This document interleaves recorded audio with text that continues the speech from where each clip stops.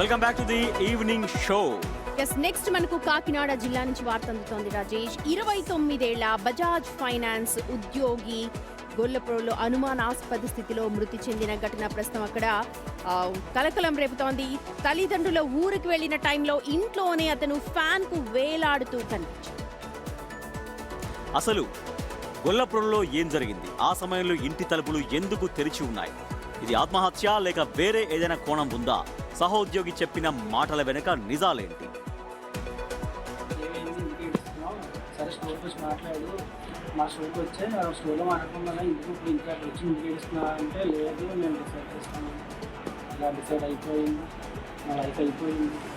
ఈ మాటలు ఇంటికి వచ్చి లైఫ్ రిస్క్ తీసుకుంటున్నాం కదా, ఇంటికి ఖర్చు వయసు కాదు కదా, సో స్టోర్కి ఇలా చిన్నగా పంపిస్తాను వాటితో పాటు వచ్చి ఇద్దరు వచ్చేది అని అన్నారు. అక్కడితో కాల్ అనుమానాస్పద మృతిగా కేసు నమోదు చేశారు పోలీసులు. అసలు కారణాల కోసం దర్యాప్తుని ముమ్మరం చేస్తూ ఉన్నారు.